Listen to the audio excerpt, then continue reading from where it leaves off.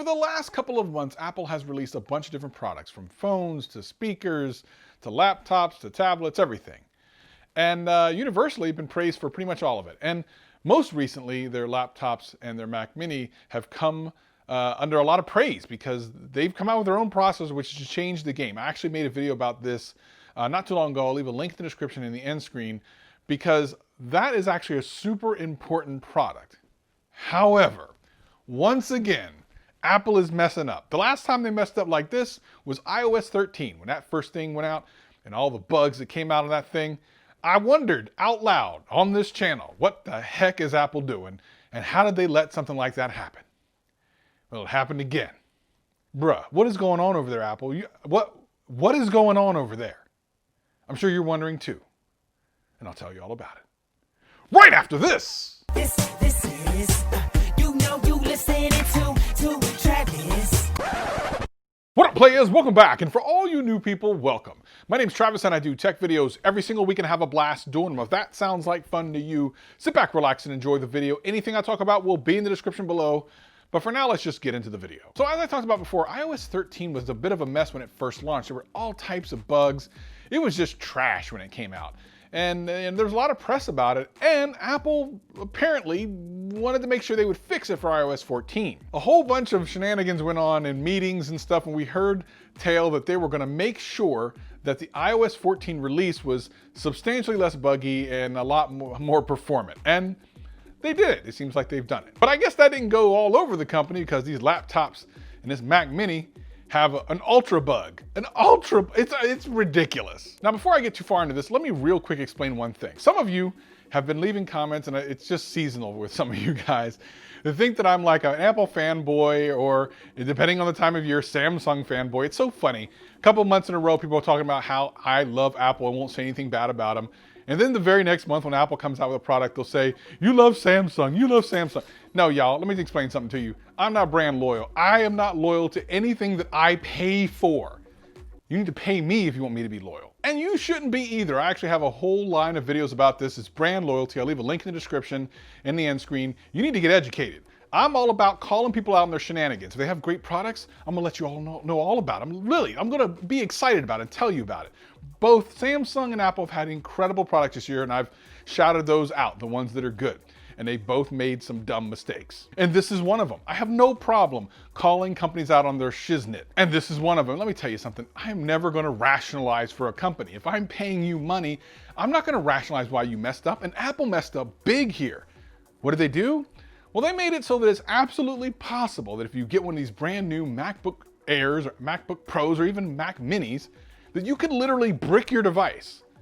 Like, make it so that it's non-functional. And it's not even hard to do. Now, in fairness, this isn't necessarily something that will happen to a lot of people, but it has happened to multiple people, including Daniel from Zone of Tech. He has a YouTube channel, and I actually saw him on Twitter earlier talking about this. That's how I knew about this whole problem.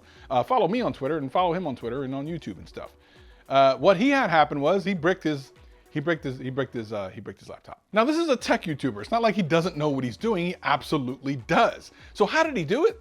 Well, apparently, if you buy one of these products and then wipe it immediately to then put a fresh install of the OS, you will basically brick the device. Now, you might be wondering, why would you do that? But if you know anything about operating systems that come on computers, generally speaking, there's crap on them. If you've ever bought a Dell or a Compaq or whatever the hell, there's always software in there you don't want. And the same thing happens to some of these Macs. Some people just want a completely clean install. So they'll completely wipe the drive and then reinstall the latest OS on it, which seems kind of silly to me, but I mean, it is what it is. And if you do that, you cannot upgrade back to Big Sur. You can't put the operating system on there. It gives you an error and that's it. It's a wrap.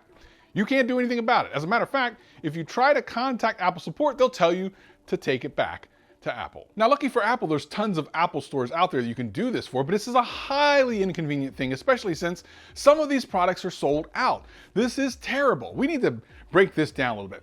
First of all, what the heck's going on and how did this happen? First of all, how did it happen? I don't know. Quality assurance should have done this as a test. I mean, how could you not make this part of your test to simply wipe the machine and put a new OS on? Like, how is that not one of the first things you do as someone who does Q&A? Listen, I worked tech support for well over a decade.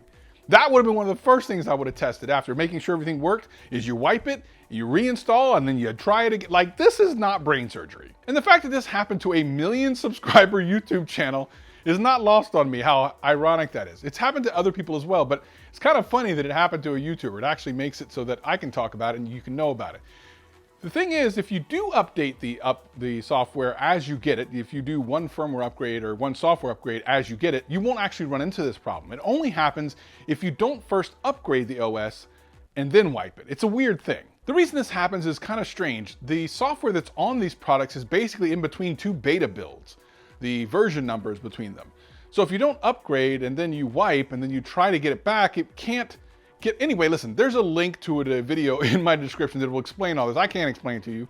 I just know it don't work. Links in the description below, check it out. But again, is this laziness or just a big loophole? How did someone not catch this? And Apple, shame on you. The fact that the only thing you're telling people to do is return it is ridiculous. But there is another fix, but the fix is only good for certain people. In order to fix it on your own, you have to have another Mac. And for some people, that might not be a problem. But these laptops and Mac minis have been really interesting to people, including myself, who don't have another Mac. So if you've come across this situation where it got wiped for whatever reason, and then you try to reinstall the OS, you're just plain stuck. And even if you do have another Mac, the process is kind of nasty and it takes a very long time. Again, the link for that is in the description below, so make sure you check that out if you are stuck. I feel sorry for you. This shouldn't be put on the customer. It doesn't matter if it's a bug that shouldn't happen. Normally when you first turn on your computer, one of the first things you do is update, and it won't be an issue, but it shouldn't matter. The operating system that comes shipped on these things should just plain work with no issues. If you want to air gap that particular computer for some reason, maybe you want to make sure that it doesn't have access to the internet, and then maybe your little kid corrupts it or whatever, and then you wipe it, and then you have to connect to the internet to get it hooked. Now you bricked. You bricked, son. It doesn't matter if it's an edge case. It's not obviously that big of an edge case if it's happened multiple times.